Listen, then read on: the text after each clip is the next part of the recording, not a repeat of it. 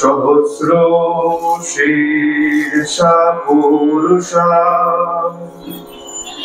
সহস্রাক্ষং সহস্রপাত সভূমিং বিশ্বতো বৃত্ত্বাত্যতিষ্ঠৎ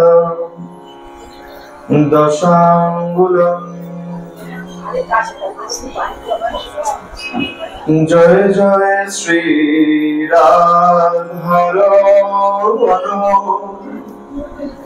জয় জয় নবলোকিশোর,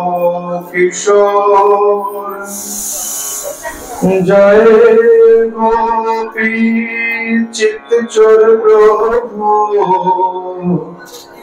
জয় জয় মাখন চোর। बोलिए भक्त वत्सल भगवान की, भागवत भगवान की, राधा माधव की, निताई गौर भगवान की। प्रेम से बोलो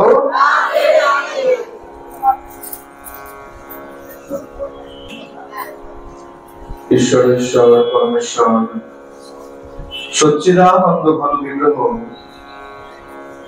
অনাদির আদি সর্বকারণের কারণ, অনন্ত কোটি ব্রহ্মাণ্ডের অধিনায়ক, নন্দনন্দন ব্রজেন্দ্র নন্দন ভগবান শ্রীকৃষ্ণের অসীম অনুকম্পায়, অসীম কৃপায় আমরা সকলে হরিকথা, গুরুকথা, ভাগবত কথা তথা ভাগবতীয় কথা শুনবার মানুষে উপনীত রয়েছে। আর দেখতে দেখতে আমাদের সেই বিশেষ উৎসব সেটা প্রায় দ্বাদশ, আর একটা দিন পার করলেই সেই উৎসব, তাই তো? তার সাজু সাজু রব চারিদিকে, শুধু এখানে নয়, চারিদিকে এখানে যেমন মনে হতে পারে যে না পুরীতেই হয়তো সাজু সাজু রব, তাই নয়। গোটা বাংলায়, শুধু বাংলায় কেন, এখন বিদেশে পর্যন্ত এই রব পালিত। আর তো এখন তো বড় বড় ধর্ম প্রতিষ্ঠান মন্দির তো হয়েছে, তার বিশাল বিশাল রথ চারিদিকে দেখা যায়। গত বছর আমরা শুনেছিলাম যে বেলঘড়িয়াতে একদম পুরোপুরি হুবহু পুরীর রথের আদলে রথ তৈরি করা হয়েছে। অত বড় বড়ই রথ তৈরি করা হয়েছে এখন। হ্যাঁ, 3টে রথ তৈরি করা হয়েছিল এবং চালানো হয়েছিল, শুধু রথ তৈরি করা হয়, চালানো হয়েছে। জানি না এই বছর এখনো খবর পাইনি সেই রথ সেখানে হচ্ছে কি হচ্ছে না, হচ্ছে।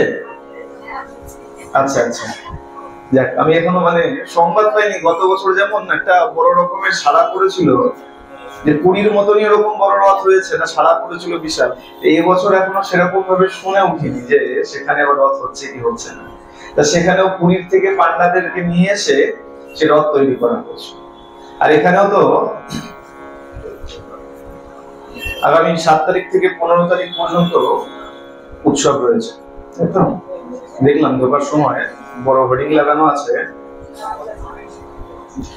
যাক, সে রথ সম্পর্কে তো আমরা এই 7 দিন তো কথা আস্বাদন করব।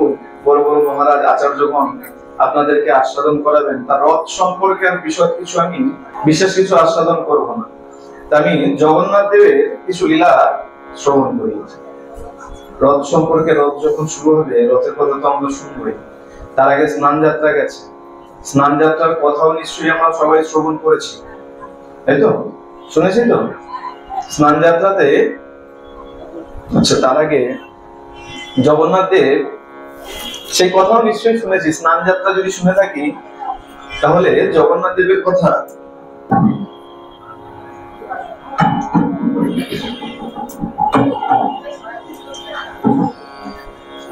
এই জগন্নাথ দেবের রূপের কথাও আমরা নিশ্চয়ই শ্রবণ করেছি, শুনেছি। জগন্নাথ দেব কেন এরকম রূপ হয়েছে শোনা হয়েছে? জগন্নাথ দেবের এমন বড় বড় চোখ কেন হলো? এরকম গোল চেহারাই বা কি করে হয়ে গেল? শুনেছি, সে কথাও শুনেছি। আচ্ছা, না, সে কথা যেটা শুনে নিয়েছি সেই কথাই বারবার আর পুনরুক্তি করতেছে, তাহলে অন্য কিছু শুনি। স্নান যাত্রা তো শুনেছি, সবাই বলছে স্নান যাত্রা শুনেছি। কত ঘোড়া জলে স্নান হয়? জগন্নাথ দেবের, বলদেবের,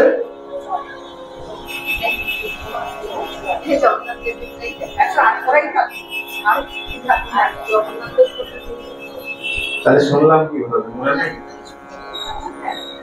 মনে নেই? বলে যেটা শুনবে সেটা ভালোভাবে শুনবে, যেটা জানবে সেটা ভালোভাবে জানবে। যদি মনে হয় না জানবো না, তার বাড়ির পাশ থেকেও যাবে। কেন? বলে যদি খাও ভালোভাবে খাবে। বলে তো আমাদের আচার্যগণ, বড়রা কি বলে, বাড়ির বয়স্করা বলে ভালো করে চাবিয়ে চাবিয়ে খাও। বলে কি হবে? বলে হজম হবে না, বদহজম হয়ে যাবে। ঠিক তেমন বলছে জানবে যেটা ভালোভাবে জানবে, আর যেটা জানবে না তার বাড়ির কাছ থেকে যাবে। বলে এতে কি হয়? বলে অল্প বিদ্যা ভয়ঙ্করী। অল্প জানলে পরে তার ভয় বেশি থাকে। 108 ভরা পুরো সম্পূর্ণ জল, আর তার মধ্যে মনে রাখতে হবে তার মধ্যে 35 ঘড়া জল দিয়ে জগন্নাথ দেবকে স্নান করানো হয়। হ্যাঁ, আচ্ছা আমি যোগে একটু কাঁচা, সবাই মনে মনে যোগ করবে। 35 ঘড়া জল দিয়ে জগন্নাথ দেবকে স্নান করানো। বলদেবকে দেওয়া হলো 33 ঘড়া জল। কত হলো? আমি যোগ করতে পারি না। কত হয়েছে? 68 হয়েছে তো? আচ্ছা সবাই বলছে, আমি কিন্তু পরে কম বেশি হলে কিন্তু আমি জানি না। 35 আর 38, 35 আর 33, জগন্নাথের 35 আর বলদেবের বললাম 33। আচ্ছা 68 বলছে, সবাই কিন্তু সাক্ষী থেকে পরে আমার। আর সুভদ্রা মহারানীর কত? 22 ঘোড়া। কত হলো? 108 হলো? এখনো হয়নি? এ বাবা, তাহলে কি করেন? তো স্নান তো হয়ে গেল, তাহলে 108 না হলে কত হলো? 90। বাকি থাকলো কত? 108 থেকে 90 গেলে এই বিয়োগটা জানি 18 থাকে। এই 18 ঘড়া জল দিয়ে কাকে স্নান করানো হয়? সুদর্শন চক্র। আমরা অনেক সময় জানি যে 108 ঘড়া জল দিয়ে জগন্নাথ, 108 ঘড়া জল দিয়ে বলদেব, 108 ঘড়া জল দিয়ে সুভদ্রা মহারানী। কিন্তু এই তত্ত্ব সমর্বৈব ভুল। তাহলে কতটা কতটা বললাম? জগন্নাথ দেব 35, বলদেব 33, সুভদ্রা মহারানী 22, আর সুদর্শন চক্র 18। এই হলো মোট 108 ঘড়া জল। বলে কেন? বলে 108 ঘড়ার থেকে 1 ঘড়া জলও কিন্তু বেশি তোলা হয় না। জানা গেল তো? কত কত মনে থাকবে তো? বলে যেটা জানবে ভালো করে। আর 108 ঘড়ার বেশি 1 ঘড়াও জল তোলা হয় না, জানতে হবে। 108 ঘড়ার বেশি 1 ঘড়াও জল তোলা হয় না। এই জল কোথা থেকে তোলা হয়?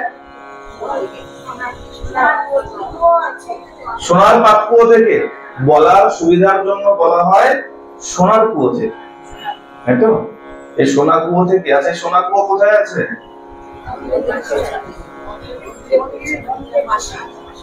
হস্তিদ্বার দিয়ে যদি ঢুকি, মনে রাখতে হবে যে এবার যাবো পুরীতে দেখে আসবো, আর যে দেখেনি সে এবার গেলে দেখে আসবে। অনেকে গেছে পুরীতে, গেছি দেখেনি। হস্তিদ্বার দিয়ে প্রবেশ করলে কয়েকটা ধাপ উঠলে পরেই ডান হাতে পড়বে। আনন্দবাজার যে দিকটা পড়ছে, ওই আনন্দবাজারের আগেই, কোহলি বৈকুণ্ঠের আগেই এই কুয়ো আছে। কিন্তু যে কেউ যদি না জানে, তাহলে বুঝতে পারবে না। কেন? এই কুয়ো ঢাকা থাকে। সোনার কুয়ো তো, তাই তো? কিসের কুয়ো? সোনার কুয়ো তো, তাই না? সোনা দিয়ে তৈরি করা কুয়ো, তাই কি করা থাকে? ঢাকা থাকে, তাই না? যদি চুরি হয়ে যায়। কার কার জানা আছে এটা? সোনার তৈরি কুয়ো? মা মাথা নাড়াচ্ছে। জানা নেই? জানা আছে মায়ের? মা হাত তুলেছে। এই কুয়োটা সোনা দিয়ে তৈরি তো? হ্যাঁ, পাঠে বলেছে সোনা দিয়ে তৈরি। আচ্ছা আচ্ছা, আমি কাউকে মানে নিন্দা করছি না, কিন্তু এটা যারা যারা জানেন যে কুয়াটা সোনা দিয়ে তৈরি, তারা ভুল জানেন।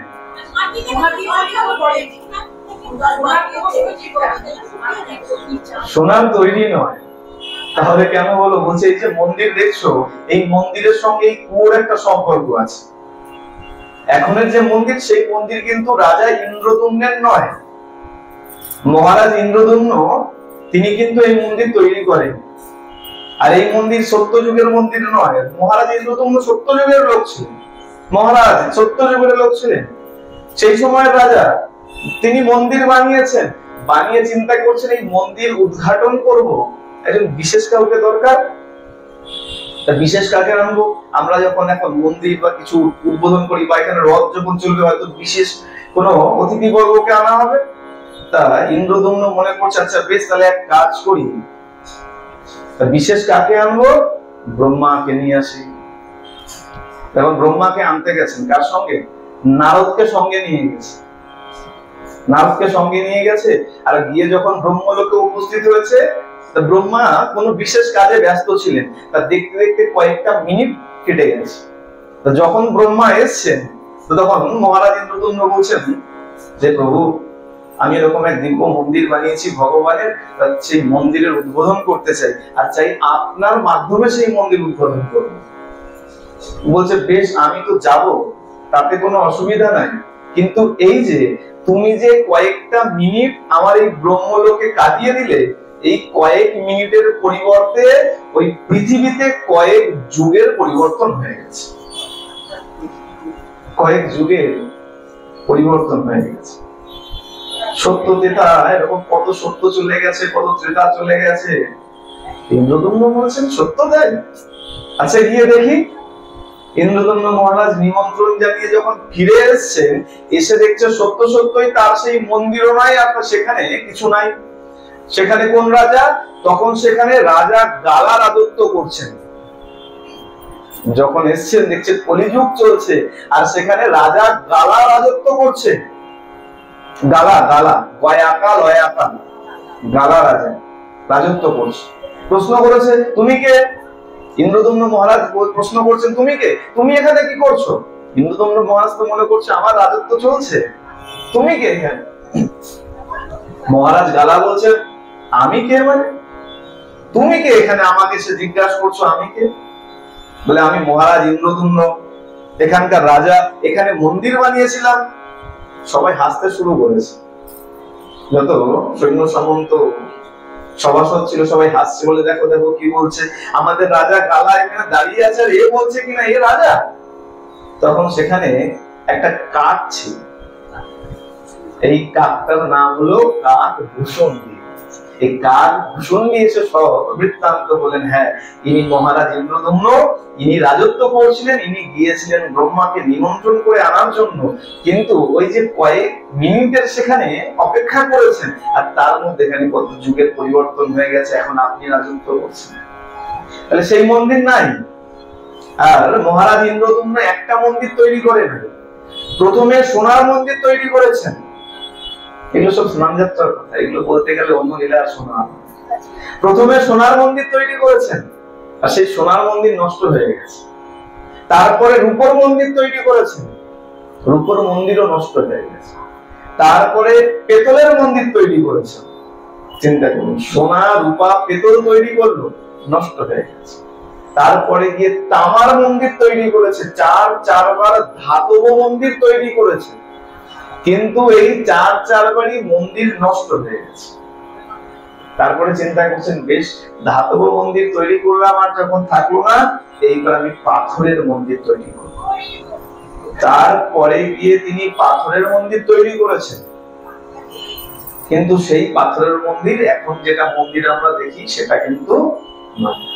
আচ্ছা, ইন্দ্রদম্ন মহারাজ ইনিও কোনো সাধারণ রাজা নন, মানে সাধারণ ব্যক্তিত্ব নয়।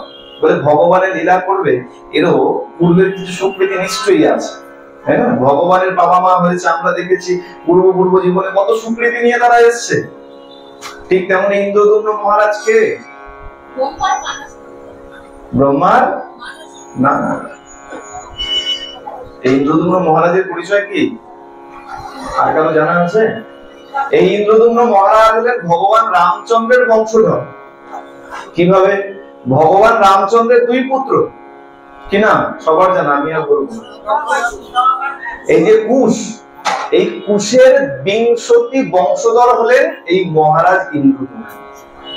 কুশের ছেলে, তার ছেলে, আমরা বলি না, বুঝাই না একজনকে।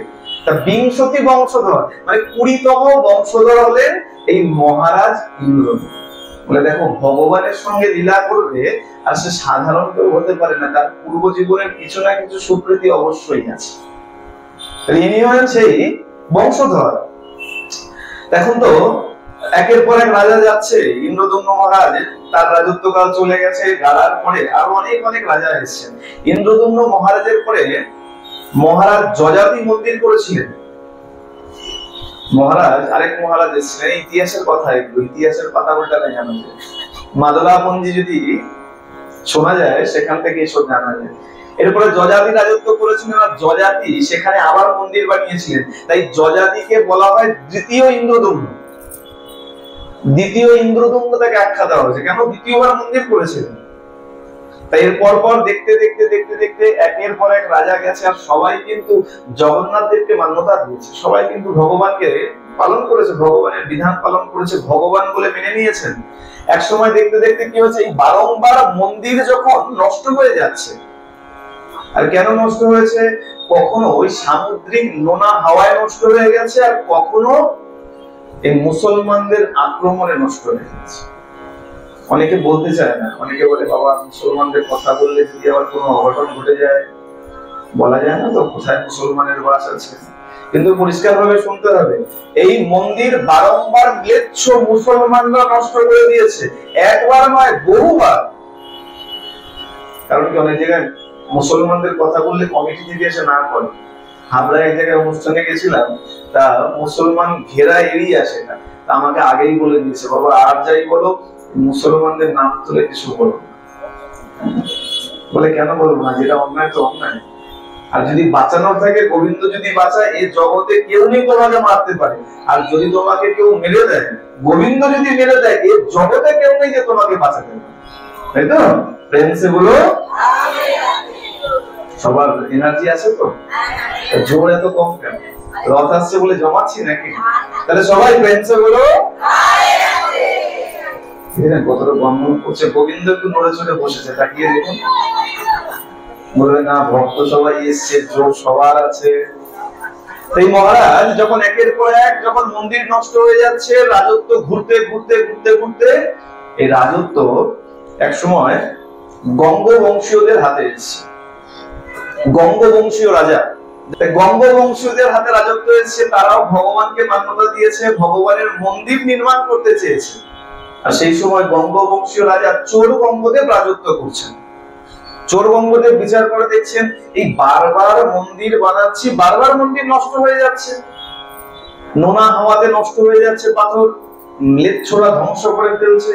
তা আমি এমন এক মন্দির বানাবো যে মন্দির না তো নোনা হাওয়াতে নষ্ট হবে, না তো কেউ একে ধ্বংস করবে।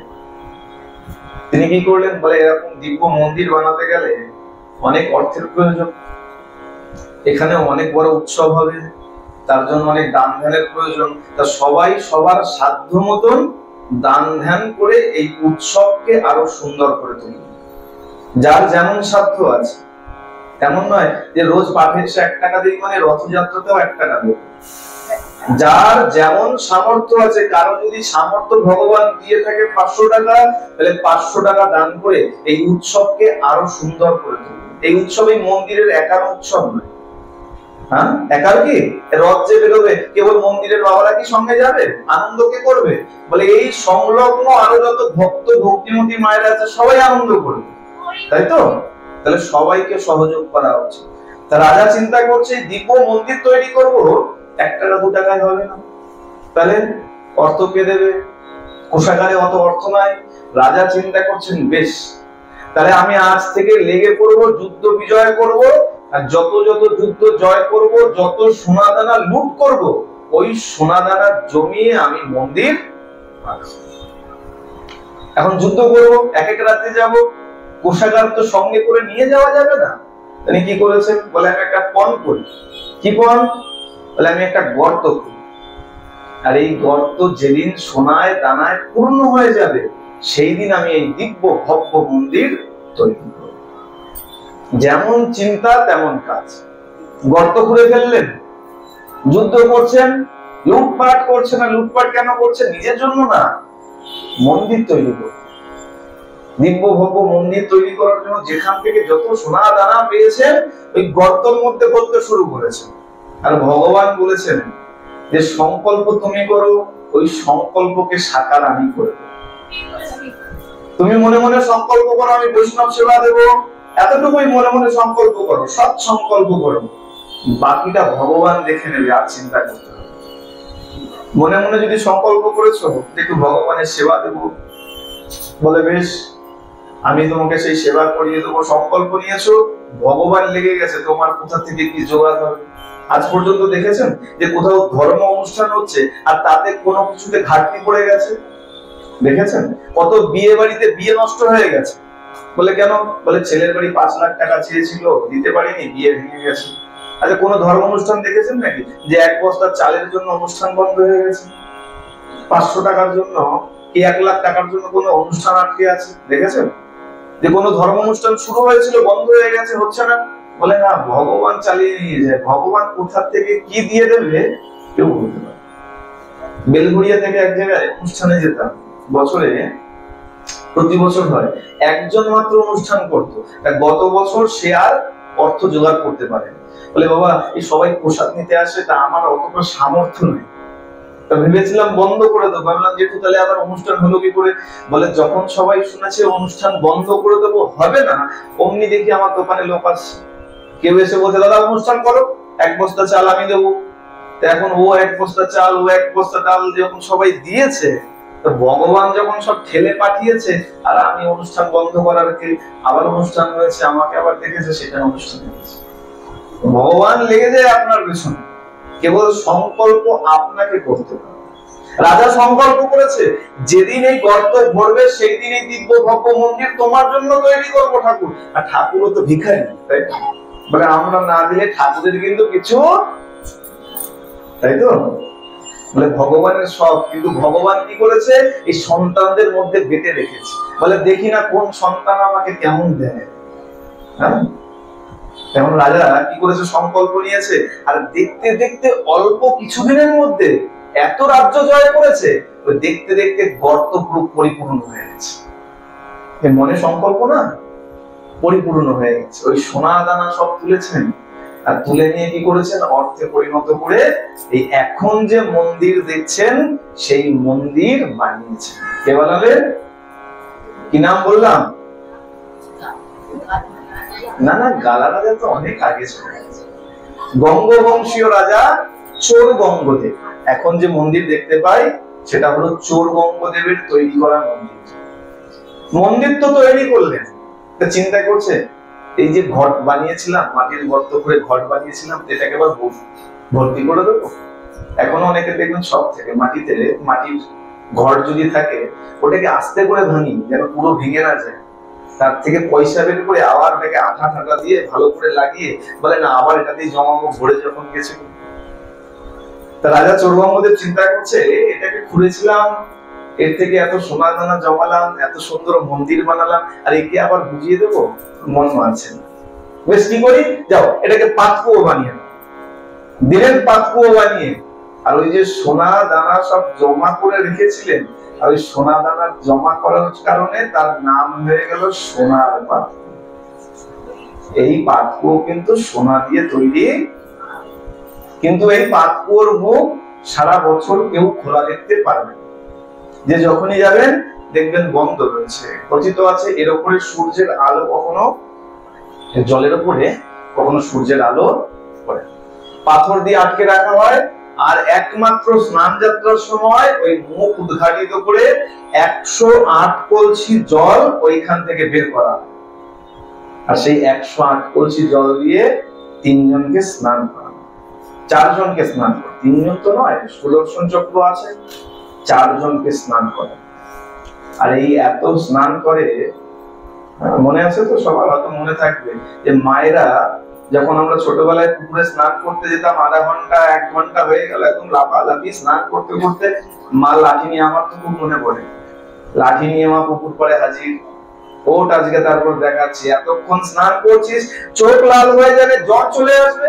আর সত্য সত্যি তাই হতো, চোখ একদম বলে পুকুরে যাই না, কার কার অভিজ্ঞতা আছে পুকুরে বেশিক্ষণ স্নান করলে চোখ লাল লাল হয়ে যায়, তাই তো? মায়ের অভিজ্ঞতা আছে, অনেকেরই অভিজ্ঞতা আছে, চোখ লাল লাল হয়ে যায় একটু বেশিক্ষণ 10-15 মিনিট, তাতেই অবস্থা খারাপ হয়ে যায়। জগন্নাথ দেব তো একদম ছাড় পেয়ে একদম 35 ভরা জল ঢেলে একদম 104 ডিগ্রি জ্বর।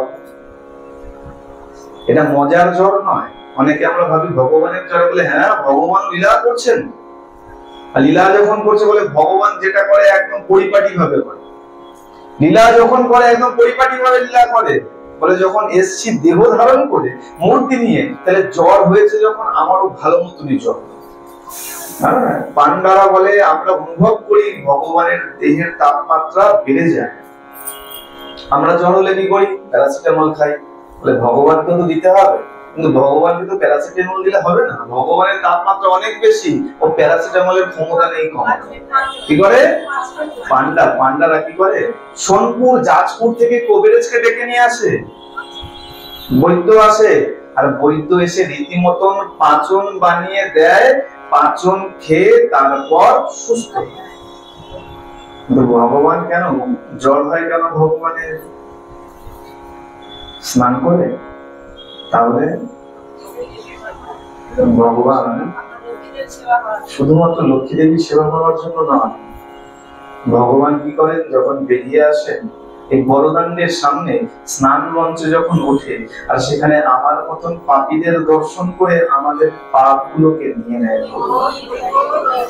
ভগবান দয়ার ঠাকুর, একবার দৃষ্টিপাত করেই আমার মতন পাপীর পাপগুলো গ্রহণ করে তিনি অসুস্থ হয়ে। এর প্রমাণ কোথায় আছে? রামকৃষ্ণ পরমহংসদেবকে দেখুন তাকিয়ে, শেষ জীবনে এই শিষ্যের পাপ গ্রহণ করে গলায় ক্যান্সার হয়ে মারা গেছে। হ্যাঁ, কেন?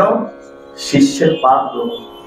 আর ইনি তো জগৎগুরু, জগৎগুরুও তার সমস্ত শিষ্যের পাপের দেখভাল করে, আর সেই পাপ গ্রহণ করে ভগবান আজকে অসুস্থ হয়ে। আর এই টানা 15 দিন পাচন সেবা করতে থাকে, পাচন সেবা করে তারপর রথে এসে উপবিষ্ট। আর বলছে রথে যদি ভগবানকে দেখা যায় তাহলে কি হয়? আর পুনর্জন্ম হয় না। খুব সুন্দর পদ্মপুরাণে বলা আছে না, দোলে চ দোল গোবিন্দ চাপে চ মধুসূদন রথে তো বামনং দৃষ্টা পুনর্জন্ম ন। দোলে মানে দোলায়, দোলায় যদি ভগবানকে দেখা যায়, ঝুলনের দোলায়, তাহলে দ্বিতীয় জন্ম আর হয় না। চাপে চ মধুসূদন, চাপ মানে নৌকা। এই হয়েছে না 21 দিন, অক্ষয় তৃতীয়া থেকে 21 দিন চন্দন যাত্রা গেছে, নৌকায় করে বিহার করেছে নরেন্দ্র সরোবরে। এই নৌকায় যদি ভগবানকে দর্শন করা যায়, দ্বিতীয় জন্ম আর হয় না। আর রথে তো বামনং দৃষ্টা, রথের মধ্যে রূঢ়া, রথারূঢ়া ভগবান জগন্নাথের যদি দেখা যায়, তাহলে দ্বিতীয় জন্ম আর হয় না। কিন্তু মনে রাখতে হবে, মনের মধ্যে কুচিন্তা নিয়ে একবার কেন যদি 1000 বার দর্শন করো, তাতেও তুমি সেই ফল লাভ পাবে না। বলিয়ে জগন্নাথ ভগবান কি। এখন স্নান যাত্রা তো শুনেছি, বলতে বলতে স্নান যাত্রাই তো বলবো, লীলা কি। স্নান যাত্রা যখন শুনেছি, আমি একটা প্রশ্ন রাখবো, সবাইকে উত্তর দিতে হবে যার যার। স্নান যাত্রা দর্শন করলে কি হয়? আমরা সবাই স্নান যাত্রা শ্রবণ করেছি, ভগবানের স্নান যাত্রা দর্শন করলে তার কি ফল লাভ? আচ্ছা, খুব ভালো, বাবা বলেছে মনের মলিনতা দূর হয়ে যাবে। আর বিশেষত্ব কি? একাদশী কেন করি? বলে একাদশী করলে ভগবানকে লাভ করা যায়। তাই স্নান যাত্রা দর্শন করলে কি হয়? শুধু কি মনের মলিনতা দূর করার জন্য? ভগবানকে দর্শন সেটা আপনি অন্য সময় গেলেও করতে পারবেন। আমি তো জানি না, ওই জন্য জিজ্ঞাসা করছি। আগে শুনেনি, আগে শোনা দরকার। হ্যাঁ মা, পাপ মুক্ত হওয়া যায়, খুব ভালো কথা। কত জন্মের?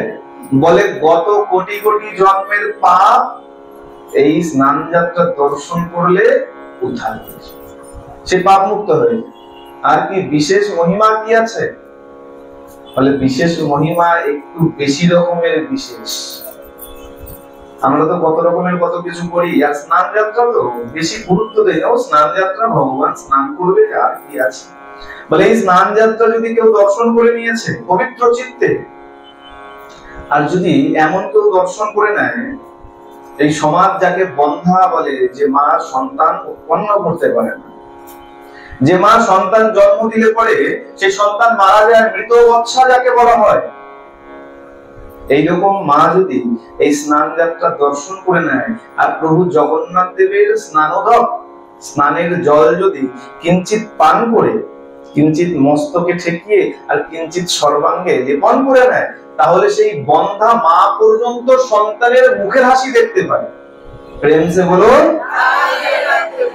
জগন্নাথ দেবের স্নান যাত্রা সাধারণ স্নান যাত্রা নয়, যারা জানি না ভালো করে জেনে নেন। বন্ধা নারীকে পর্যন্ত সন্তানের হাসি দেখাতে পারে। আর যদি সেরকম মাহাত্ম্য কিছু থাকে, একমাত্র জগন্নাথ দেবের স্নান যাত্রা আছে। যদি কোনো মা যদি সন্তান জন্ম দিয়ে তার মৃত মুখ দেখে, মৃত বৎসা, সন্তান হলে বাঁচে না, বলে সেই মাকে এই জল পান করিয়ে দাও আর সারা অঙ্গে লেপন করে দাও, সেই মাও সন্তানের মুখের হাসি দেখবে, সেই সন্তান কখনো মৃত বৎসা মৃত হবে। আর বলে এই বন্দা নারী যদি এই জল স্পর্শ করে নেয়, তার গর্ভ থেকে দিব্য গুণযুক্ত সন্তানের জন্ম হয়, সাধারণ পুত্রের জন্ম হয় না, দিব্য গুণযুক্ত সন্তানের জন্ম। আর কি একটা আরো একটা মাহাত্ম্য আছে বিশেষ, সেটা হলো যদি কোনো কুষ্ঠ রোগী থাকে, যাকে দেখলে সমাজ থেকে বের করে দেওয়া হয়, যদি কারো এখনো যদি বিশদ সেই রোগ দেখা যায় না, কিন্তু যদি আগে শোনা যায় গেছে নিশ্চয়ই কারোর ঘরে যদি কারোর কুষ্ঠ রোগ হয়েছে, ঘর থেকে বের করে দেওয়া হতো। চাপাল গোপালের কথা আমরা শুনিনি? কুষ্ঠ হয়েছিল, ঘর থেকে বের করে দিয়েছে, শ্মশানে রেখে দিয়ে চলে গেছে। এরকম কুষ্ঠ যদি কারো হয়, বলছে এই স্নানোদক যদি সে একটু সর্বাঙ্গে লেপন করে নেয়, তাহলে তার কুষ্ঠ রোগ পর্যন্ত শেষ হয়ে যাবে। চিন্তা করুন জগন্নাথ দেবের স্নানের কত মহিমা। এই স্নানোদক যদি সে একটু সারা অঙ্গে লেপন করে নেয়, তাহলে তার কুষ্ঠ রোগ পর্যন্ত বিনাশ হবে। এই স্নান যাত্রাকে ভক্তি ভরে দর্শন করতে হয়, আর ওই জলকে ভক্তি ভরে মস্তকে ধারণ করতে হয়। স্নান যাত্রা জানি না কে কিভাবে দর্শন করেছেন। এবার তো এমন দিন পড়েছে, অফিসে গিয়ে ইউটিউবে দেখেছি, প্রতি বছরই তাই করতে হয়। আর ইউটিউবে যখন দেখেছি, এর একটা বিশেষ জিনিস, এটা সবসময় দেখা যায় প্রতি বছরই, যে দেখবেন টিভিতে দেখুন আর যেখানে দেখুন দেখা যায়, এই পান্ডারা কি করে ছোট ছোট কাপড়ের টুকরো ভগবানের মুখের উপরে ঘষতে থাকে। দেখেছেন? দেখেননি কি করে? এই ভগবানের অঙ্গে যে অঙ্গরাগ থাকে, সেই অঙ্গরাগ গুলোকে ওই কাপড়ে করে নিয়ে সেগুলোকে আশীর্বাদ হিসাবে বাড়িতে নিয়ে যায়। স্নান করে তো, স্নান করলে কি হয়? জগন্নাথ দেবের মেকআপ ধুয়ে যায়, মায়েরা ভালো জানে, তাই তো? হ্যাঁ, বলে বিয়ে বাড়ি থেকে এসেছি, স্নান করলে সব মেকআপ ধুয়ে যাবে, আবার কালকে যদি যেতে হয় আবার নতুন করে মেকআপ করতে হবে। তা জগন্নাথ দেব তো স্নান করেছে, সব মেকআপ ধুয়ে গেছে, বলে কালিয়া তোমাকে আবার সেই কালোই দেখাচ্ছে, তুমি যতই সাজো না কেন, তাই তো? পান্ডারা কি বলে ডাকে? কালিয়া বলে ডাকে। জানেন তো জগন্নাথ দেবকে কিন্তু জগন্নাথ বলে ডাকে না, কি বলে? কালিয়া। কিরকম ভালোবাসার ডাকে, তাই না? তাই বলছে এই স্নান করালো, সব ধুয়ে গেল, আবার নিয়ে যখন গেলেন আবার অঙ্গরাগ হয়, রং আনা হয়, তাই তো? এশিয়ান পেন্টস কোম্পানিকে বলা হয় ভালো ভালো রং দাও, তাই না? ভগবানের অঙ্গরাগ এসব রং দিয়ে হয় না। তাহলে ভগবান কালিয়া, জগন্নাথ দেবের যে কালো রং, সেটা ভূষা কালি দিয়ে তৈরি করা হয়, কোনো কৃত্রিম রং ব্যবহার করা হয় না। প্রাকৃতিক ভাবে যেসব রং তৈরি করা হয় সেই সব রং ব্যবহার করা হয়। স্নানের পরে ভূষা কালি দিয়ে জগন্নাথ দেবের অঙ্গরাগ হয়। শঙ্খের গুঁড়ো দিয়ে কাকে করা হয়? সাদাকে বলরাম, বলরাম শ্বেত সাদা, বলরামকে শঙ্খের গুঁড়ো দিয়ে অঙ্গরাগ করা হয়। আর হলুদ, কাঁচা হলুদ, তার থেকে হলুদ রং তৈরি করে সুভদ্রা মহারানীর অঙ্গরাগ করা হয়। এইভাবে দেখতে দেখতে 15টা দিন কেটে যায়, আর তারপরে প্রভু এসে রথের উপর চড়ে। কেন? বলে এখন রোগীদের হাতে সময় নেই যে ডাক্তারের কাছে যাবে, তাই ডাক্তার বাধ্য হয়ে ব্যাগ নিয়ে চলে আসে রোগীর কাছে, বলে দেখি তোর শরীরটা ঠিক আছে কিনা। যদি একটু জ্বর হয় তাহলে ডাক্তারের কাছে ছুটে যায়, ওষুধ নিয়ে চলে আসি। আর যদি বাড়াবাড়ি রকমের জ্বর হয় বাড়ির লোক গিয়ে ডেকে নিয়ে আসে, ডাক্তারবাবু তাড়াতাড়ি চলুন, বাঁচবে কিনা জানি। ডাক্তারবাবু ব্যাগ নিয়ে চলে আসে। আমার তো আর সময় নেই যে জগন্নাথ দেবকে দর্শন করতে যাব। জগন্নাথ দেব রথে করে বেরিয়ে পড়ে, যাও দেখে আসি সবাই কেমন আছে। সবাইকে দর্শন করে। আর কিরকম ভাবে দর্শন করে? আমাদের মতো চোখ নিয়ে না। ভগবান এসছেন পলক বিহীন নেত্র নিয়ে। কেন? বলে দেখো কোন ভক্ত আসলো আর কোন ভক্ত গেল, কে আমাকে দেখলো তার গুরুত্ব নাই, কিন্তু আমার যদি পলক ঝপকানিতে কোনো ভক্ত যদি সরে যায়, যদি সে বাদ পড়ে যায়, তার থেকে ভালো আমার পলকটাকে হাটিয়ে দাও, আমি অপলক নেত্রে তাকিয়ে থাকবো আর সবাইকে যেন দর্শন করি। এক ভক্ত গেছে অনেক দূর থেকে পুরীধামে গেছে, যখন পুরীধামের মন্দিরের কাছাকাছি গিয়ে দাঁড়িয়েছে, তো সেখানে এক পান্ডা বলছে, বাবা এই ভগবান বলেছে তোমাকে দর্শন দেবে। বলে সে কি, এত দূর থেকে আসলাম প্রভু দর্শন করব বলে, আর দর্শন দেবে না? কেন, কি কারণ জেনে আসো। পান্ডা গেছে, খানিকক্ষণ পরে ঘুরে এসছে, বলে এই দেখো তোমাকে দর্শন দেবে না কারণ তুমি হলে শত্রু পক্ষের লোক। শত্রু পক্ষের লোক? বলে হ্যাঁ। বলে প্রভু বলেছে তুমি নাকি গত অবতারে, গত লীলার সময় তুমি রাবণের দলে, তুমি ওই রাবণের মানে সৈন্য ছিলে। এখন যেই বলেছে গত জন্মে গত অবতারে তুমি রাবণের দলের সৈন্য ছিলে আর তুমি রাবণের দলের যুদ্ধ করেছো, তাই তোমার সাথে প্রভু দর্শন করবে না, সাক্ষাৎ করবে না। যেই বলেছে অমনি ওই ভক্ত নাচতে শুরু করেছে। কেন? বলে যে ভগবান গত জীবনে আমি কি ছিলাম আর আমার এতটা পর্যন্ত কথা মনে রেখেছে, বলে আমি দর্শন না করলেও চলে যাবে, প্রভু তো আমাকে মনে রেখেছে। সেই ভক্ত নাচতে নাচতে চলে গেছে। বলে আমরা মনে রাখি আর না রাখি, ভগবান আমাদেরকে বলে। হ্যাঁ, আর ভগবান বলে দেখো এই সংকল্পের কথা বললাম, তার একটুখানি সংকল্পের কথাই বলি। সংকল্প তুমি যদি মনে কিছু রেখেছো, তাহলে ভগবান সেটাকে ছলে বলে ফলে কলা কৌশলে তোমার কাছ থেকে গ্রহণ করবে। রাজস্থানের নাগর জেলা বলে এক জেলা ছিল, সেখানে এক গ্রাম, তার নাম কালবা। সেখানে এক ভক্ত আর তার এক ভক্তিমতী এক পত্নী বাস করত। নাম তার জীবন রাম ডোরি। আর ঘরে তাদের এক ছোট্ট কন্যা আছে। নিত্য ভগবানের সেবা করে, পরম ভক্ত আর ভক্তিমতী দুজনেই নিত্য ভগবানের সেবা করে, প্রসাদ গ্রহণ করে, আর সন্তানকেও তেমনই শিক্ষা দীক্ষা দিয়েছে, তেমনই শিক্ষা দিয়েছেন। সন্ধ্যা হলে পরে সন্ধ্যা আরতি হয়, ভগবানের নিত্য সেবা হয়, ভোগ লাগে। এখন দেখতে দেখতে কার্তিক মাস এসে গেছে। জীবন রাম রডি তার পত্নীকে বলছে, হ্যাঁ গো এই কার্তিক মাস এসে গেল, এক কাজ করো, চলো একটু প্রয়াগে যাই, স্নান করে আসি। প্রয়াগে স্নানের মাহাত্ম্য আছে, তাই তো? কিছু কিছু বিশেষ জায়গায় স্নানের মাহাত্ম্য আছে। প্রয়াগ তীর্থ। আচ্ছা তীর্থ কাকে বলে? তীর্থ কাকে বলে আর ধাম কাকে বলে? দেখবেন সব নামের পেছনে ধাম লেখা থাকে না, সব নামের পেছনে তীর্থ লেখা থাকে। বৃন্দাবন তীর্থ লেখা থাকে, বৃন্দাবন নবদ্বীপ তীর্থ লেখা থাকে। আচ্ছা প্রয়াগের পিছনে ধাম লেখা থাকে কেন? হ্যাঁ আচ্ছা না, ধাম তাকেই বলে যেখানে দর্শনের মাহাত্ম্য আছে। স্নান হোক আর না হোক, যেখানে গেলে ভগবানকে দর্শন করা যাবে তাকে বলা হয় ধাম। আর তীর্থ যেখানে স্নানের মাহাত্ম্য আছে। কাশীকে তীর্থ বলে, কাশীকে ধাম বলে। কেন? সেখানে গঙ্গার স্নানের বিশেষ মাহাত্ম্য আছে, আবার সেখানে গেলে দেবাদিদেব মহাদেবের দর্শন পাওয়া যায়। তাই কাশী দুটোই, কিন্তু অন্য সব জায়গায় কিন্তু এই ধাম আর তীর্থ যেখানে সেখানে ব্যবহার করা যায় না। তীর্থ হলো যেখানে স্নানের মাহাত্ম্য আছে, আর ধাম হলো যেখানে দর্শনের মাহাত্ম্য আছে। জীবন রাম রডি বলছে চলো একটু প্রয়াগে স্নান করে আসি। তার পত্নী বলছে হ্যাঁ গো এই স্নানে তো যাবো, কিন্তু ঘরে যে বিগ্রহ আছে তাকে কি করে ফেলে রেখে যায়? বিগ্রহকে তো একা রেখে যাওয়া যায় না, আবার সঙ্গে করে নিয়েও যেতে নাই। আমরা তো অনেক দিনের জন্য যাচ্ছি না, যাবো স্নান হবে ফিরে আসবো। এখন তার চিন্তা করছে কি করা যাবে। জীবনরাম রডি বলছে, আরে চিন্তা করে কি হবে, আমার ঘরে যে ছোট্ট মেয়ে আছে, তো ওকেই বলি এই কটা দিন সেবা পূজা করবে। আচ্ছা এখন কার কার ঘরে এমন সন্তান আছে, ছোট সন্তান, যে সন্ধ্যা আরতিটুকু করতে বললে বা ধূপ ধুনো দেখাতে বললে দেখাবে? আছে কারো ঘরে ছোট সন্তান? কেন নাই? আমরা সেই শিক্ষা দেই। সন্ধ্যা হলে আমরাই তো বসে যাই টিভি চালিয়ে সিরিয়াল দেখতে। আমার সন্তান কি করে শিখবে যে আরতি কাকে বলে, সন্ধ্যা আরতি কাকে বলে, ভোগ নিবেদন কাকে বলে? হ্যাঁ, আমাকে ঠিক করতে হবে, আমি ঠিক না হলে হবে না।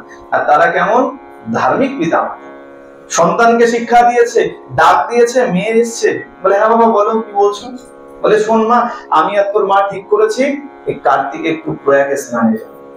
মা এই ঘরে যে বিগ্রহ আছে এক কাজ করবি, তুই এই কয়েকটা দিন, এই 2-4 দিন আমরা যে যেতে আসতে লাগবে, এই 2-4টে দিন তুই একটু সেবা পূজা করবি। হ্যাঁ বাবা, তুমি একদম চিন্তা করো না। বলে দেখ মা, সবকিছু করতে হবে, ভোগ দিতে হবে, ভগবানকে আচমন করতে হবে, আরতি করতে। বলে বাবা চিন্তা করো না, ভগবানকে আমি ভোগ দেবো, ভোগ দিয়ে আমি প্রসাদ গ্রহণ করবো। বলে বেশ। এখন তারা নিশ্চিন্ত হয়ে গেছে, দুজনে চলে গেছে। এদিকে সকাল হয়েছে, আর ওই ছোট্ট মেয়ে কি করেছে, তার মাকে রোজ দেখতো খিচুড়ি রান্না করতো আর ভগবানকে খিচুড়ি পারস করতো। এখন সে চিন্তা করছে, বেশ আমিও খিচুড়ি রান্না করব। মাকে যখন দেখেছি সেও খিচুড়ি রান্না করেছে, গরম গরম খিচুড়ি থালায় করে পারস করে নিয়ে গেছে, নিয়ে গিয়ে জগন্নাথ দেবের সামনে রেখে দিয়ে বলছে খাও, তাড়াতাড়ি খেয়ে নাও। বলে বাইরে চলে গেছে দরজা বন্ধ। বেশ খানিকক্ষণ হয়েছে, ছোট্ট মেয়ে তো খেলাধুলা যাই হোক করে ঠুরে আবার এসছে, এসে দেখছে সে কি গো, যেমন থালা তেমন পড়ে আছে, এখনো খাওনি, কি ব্যাপার? তাড়াতাড়ি খাও। মা বাবা বলে গেছে তুমি না খেলে আমি খেতে পারবো না, তোমাকে ভোগ দিয়ে তারপরে প্রসাদ পেতে বলেছে, তো তাড়াতাড়ি খাও। না না তাড়াতাড়ি খাও, তাড়াতাড়ি বলে আবার চলে গেছে।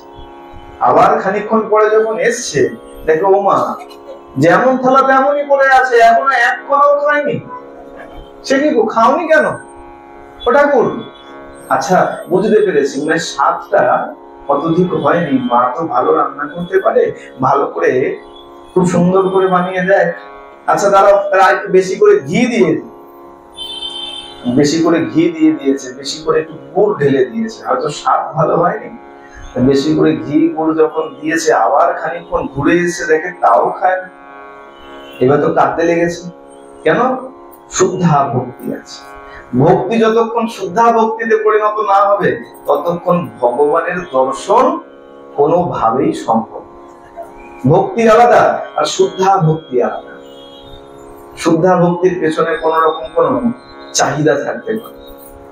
ভগবানকে কেন ভালোবাসি, ভগবান যেন কালকে আমার একটা সুন্দর চাকরি করে দেয়, এটা কখনো শুদ্ধা ভক্তি নয়।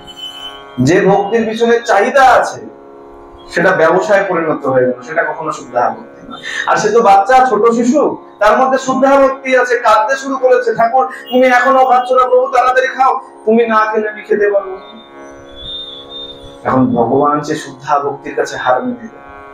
ভগবান এসছে, বলছে আরে এই বারবার বলছিস খাও খাও খাও, তুই তো এখনো পর্দাই লাগাসনি, মন্দিরের পর্দা লাগাসনি, আর তুই বারবার বলছিস খাও খাও খাও। পর্দা না লাগালে খাই, না লাগালে খাই কি করে? ও ঠাকুর, তুমি যে সকাল থেকে সন্ধ্যা হতে চললো, এই কথাটা তো সকালেই বলে দিতে পারতে, সকালেই পর্দা লাগিয়ে দিতাম, তুমি আহার গ্রহণ করে নিতে, প্রসাদ গ্রহণ করে নিতে। আচ্ছা নাও নাও, তাড়াতাড়ি নাও। তুমিও সকাল থেকে সন্ধ্যা পর্যন্ত ভুখা থাকলে আমাকে অভুক্ত রেখে দিলে। কি করেছে? তাড়াতাড়ি নিজের ওই আঁচলটাকে পর্দা করে দেবে।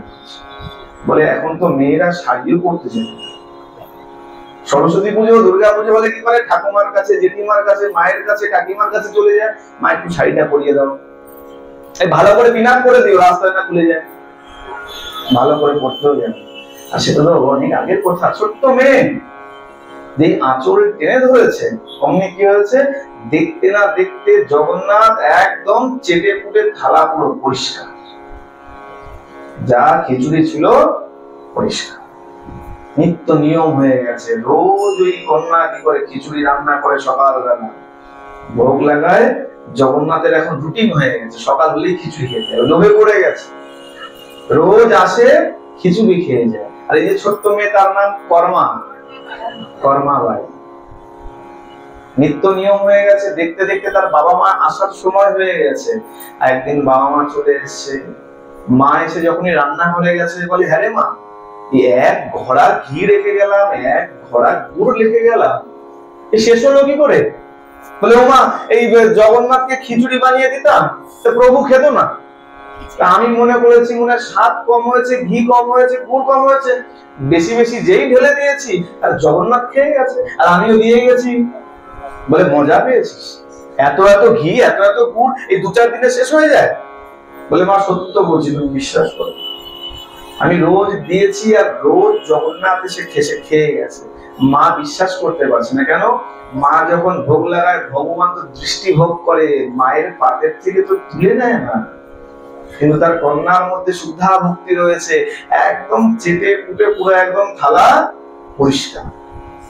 বলে, বেশ, তুমি বিশ্বাস করছো না তো? আচ্ছা, আগামীকাল সকালবেলা আমি আবার রান্না করবো, তুমি এসছো তাতে কি হয়েছে, আমি আবার সকালবেলা রান্না করবো। তার বাবা মা চিন্তায় পড়ে গেছে, না জানি সকাল হলে তারা কি দেখবে, কর্মা এমন ভাবে কেন করলো। সকাল হয়েছে, কর্মা আবার রান্না করতে বসেছে, রান্না করেছে, আর গরম গরম খিচুড়ি ঘি আর গুড় দিয়ে যেই জগন্নাথ দেবের সামনে দিয়েছে, যেই পর্দা লাগিয়েছে, আর দেখতে না দেখতে জগন্নাথ সেই খিচুড়ির সাবা। তার বাবা মা দেখে চোখের জল আর ধরে রাখতে, জড়িয়ে ধরেছে, মারে তোকে গর্ভে ধরে আমি ধন্য, তোর মতন বৈষ্ণব সন্তান পেয়ে আমার সংসার ধন্য হয়ে গেছে। সন্তানকে আর যাই শিক্ষা দাও না দাও, ধর্মের বিষয়ে কিছু জ্ঞান দিও, তাতে তোমার উদ্ধার অন্তত হয়ে যাবে, তোমার অন্তত উদ্ধার হয়ে যাবে। দেখতে দেখতে বলে, দেখো, ভক্তই হোক আর যেই হোক, কালের চক্র বড় কঠিন। দেখতে দেখতে একদিন ওই কর্মাবাইয়ের পিতা মাতা দুজনই দেবজ্ঞান। আচ্ছা, এই কর্মাবাইয়ের বিয়ে অনেক ছোটবেলায় হয়ে গিয়েছে, আর কোনো কারণবশত সে তার প্রতি দেহান্ত হয়ে গেছে, সে একা। আর এখন বলে ভগবানের সেবায় এত আনন্দ পেয়ে গেছে, সে এখন ভগবানের সেবাতেই নিজেকে নিয়োজিত করে পুরীতে চলে এসছে। কিন্তু নিয়ম রোজ এই একই, বৃদ্ধ হয়ে গেছে অনেক, কিন্তু রুটিন কিন্তু পাল্টায়। রোজ সকালে খিচুড়ি রান্না করে, আর ভগবান সাক্ষাৎ এসে সেই খিচুড়ি খেয়ে। কিন্তু কর্মাবাই এই কথা কিন্তু কাউকে বলে ভজনের কথা কাউকে বলতে না। আমার মতো হলে তো সবাইকে বলতে, একাদশীর দিন 16 মালা করবে, বাপরে বাপ, অনেক মালা করি জানো, একাদশীর দিন 16 মালা করে ফেলি। কেউ জিজ্ঞাসা না করলেও কথায় ছলে বলে ওই কথা থেকে এসে দাঁড়ায়। কেউ যদি জিজ্ঞাসা নাও করে, না একটু প্রসাদ পেয়েছি, আরে প্রসাদ কখন পাবো, ওই সারাদিন তো মালা করতে করতে কেটে যায়, 16 মালা করতে হয় তো। বলে ভজনের কথা গুরুদেব ছাড়া দ্বিতীয় কাউকে বলতে। কর্মাবাই সাক্ষাৎ ভগবান এসে খিচুড়ি গ্রহণ করছে, কিন্তু কর্মাবাই সেই কথাটা নিজের 2 কান 2 চোখ ছাড়া দ্বিতীয় না কাউকে বলেছে, না কারো কাছে গুণগান করেছে। কিন্তু ভগবান ভক্তের সেই মহিমা প্রচার করতে ব্যস্ত থাকে। একদিন কি করেছে, ছলনা করে এক সাধুকে পাঠিয়ে দিয়েছে। সাধু এসছে, এসে দেখছে সে কি, মা কর্মাবাই সকালবেলা ভোগ দিয়েছে, খিচুড়ি প্রসাদ হয়েছে, প্রসাদ দিয়েছে সাধুকে, সাধু প্রসাদ নিয়েছে, গ্রহণ করেছে, করে বলছে, দেখো মা, একটা কথা বলি, তুমি যাকে পুজো করছো, যার সেবা করছো, সাধারণ কেউ নয়, একে ইনি হলেন পরম ব্রহ্ম, পরম ব্রহ্ম সাক্ষাৎ ভগবান জগন্নাথ দেব। তাই এর পুজোতে কিছু বিধিবিধান আছে। কিন্তু ভক্ত কেমন হয়, সবসময় নম্র স্বভাবের। আচ্ছা, বেশ, হতে পারে আমার থেকে ভুল হচ্ছে, আচ্ছা বাবা, আমি তো মুখ্য সূক্ষ্ম মানুষ, আমি তো জানি না, তুমি যদি বিধান বলে দাও, আগামী দিন থেকে তাই করবো। বলে, বেশ, শোনো, সকাল হলেই আগে স্নান করবে। কেন? দেখেছে মা কর্মাবাই না তো স্নান করে, না তো রান্নাঘর পরিষ্কার করে, সকালে উঠেই খিচুড়ি বসিয়ে দেয়। কেন? জগন্নাথ চলে আসে তো খিচুড়ি খেতে। এমনও দিন গেছে জগন্নাথ এসে দেখছে একটু বিলম্ব হয়েছে, তাড়াতাড়ি বলতো, মা এখনো খিচুড়ি হয়নি, আর অপেক্ষা করছ না, তাড়াতাড়ি দে, তাড়াতাড়ি দে। সাধু নিয়ম বলে গেছে, স্নান করবে, রন্ধনশালা পরিষ্কার করে শুদ্ধ বস্ত্রে রন্ধন করে তারপরে ভোগ নিবেদন করবে। বলে, আচ্ছা বেশ, তাই হবে। সাধু চলে গেছে। পরের দিন সকাল হয়েছে, মা স্নান করছে, এখন স্নান করতে করতে এমন হয়েছে জগন্নাথ দেব চলে এসেছে। কেন? খিচুড়ি খাওয়ার সময় হয়ে গেছে। নির্দিষ্ট সময় থাকে না, সকালবেলা মঙ্গল আরতি, তারপরে বাল্য, একের পর এক চলে। জগন্নাথ দেবেরও টাইম হয়ে গেছে, খিচুড়ি খাওয়ার সময় চলে এসেছে। বলে কি মা দেখি এখনো স্নান করে, এতক্ষণে খিচুড়ি লেগে যায় আমার ভোগ, আর এখনো মা স্নান করছে। আচ্ছা বেশ, করুন, একটু ঘুরে আসি। ঘুরে এসে দেখে সে কি এখনো দেখি মা রান্নাঘর পরিষ্কার করছে, রান্নাও চাপায়নি। বেশ, এরকম বার দুদিনে যখন ঘুরে ঘুরে গেছে, তারপরে অবশেষে এক সময় এসে জগন্নাথ দেব খিচুড়ি দিয়েছে। খেতে বসছে, গরম গরম খিচুড়ি খেতে বসেছে। আর যখনই প্রসাদ পেতে শুরু করেছে, আর ওদিকে শ্রী মন্দিরে ঘন্টা বাজতে শুরু করেছে। কেন? পান্ডারা ঘন্টা বাজাচ্ছে আর মন্ত্র উচ্চারণ করছে, প্রভু এসো, ভোগ নিবেদন করেছি, ভোগ গ্রহণ করো। ভোগ মন্দিরে এসো যখনই ডাকতে শুরু করেছে, ঘন্টা বাজতে শুরু করেছে, জগন্নাথ দেখছে তো মুশকিল হয়ে গেল। এদিকে খিচুড়ি খাওয়া সম্পূর্ণ হলো না, ওদিকে ডাকাডাকি করে গেছে শ্রীমন্দিরে। কি করেছে? তাড়াতাড়ি খিচুড়ি গ্রহণ করে হাত মুখ আর ধোয়ার সময় পায়নি, ছুটে চলে গেছে একদম সোজা মন্দিরে। যেই ভোগ মণ্ডপে দাঁড়িয়েছে, পান্ডা বলছে সে কি ঠাকুর, এই তো সবে ডাকলাম, আর আমরা তো খিচুড়ি করিনি, তোমার মুখে হাতে এভাবে খিচুড়ি লেগে গেল।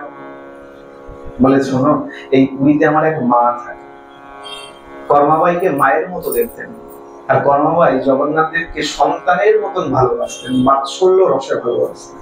বলে আমার এক মা থাকে, আর এই মা আমাকে রোজ খিচুড়ি খাওয়ায়, আমি রোজ যাই খিচুড়ি খেতে। কিন্তু আজকে কি হয়েছে জানো? এক কোথা থেকে কোন সাধু এসছে আর মাকে কি সব উল্টো পাল্টা নিয়ম বলে গেছে, আর ওই নিয়ম পালন করতে গিয়ে আমার মার আজকে দেরি হয়ে গেছে। যতক্ষণে খিচুড়ি দিয়েছে ততক্ষণে তুমি ঘন্টা বাজিয়ে ডাকতে শুরু করেছো। কি করবো? খেয়েছি, হাত মুখ ধোয়ার সময় পাই। বলে শোনো, যে সাধু কালকে গিয়েছিল আমার মাকে কি সব উল্টো পাল্টা নিয়ম বলেছে, সেই সাধুকে সাবধান করে দাও, আর সেই সাধুকে বলে দাও যেন আমার মায়ের থেকে সেই সব নিয়ম হাটিয়ে দেয়। আমার আর আমার মায়ের মধ্যে যেন এইসব নিয়ম নিয়ে যেন না আসে। ভগবানের সাথে আর ব্রজবাসীদের সাথে যে কি ভালোবাসা তা আমরা বুঝবো। ব্রজবাসীরা কি করে? বলে নাওয়া নেই, খাওয়া নেই, স্নান নেই, শুদ্ধতা নেই, পবিত্রতা নেই।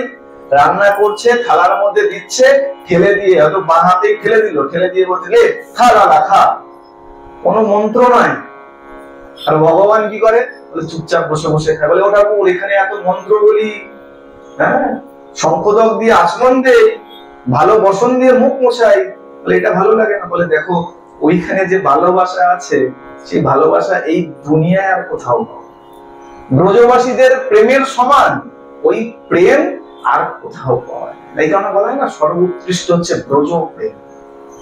ভগবান যখন দ্বারকায় চলে গেছেন, ব্রজবাসীদের জিজ্ঞাসা করা হচ্ছে, আচ্ছা তোমরা দেহত্যাগ কেন করো না?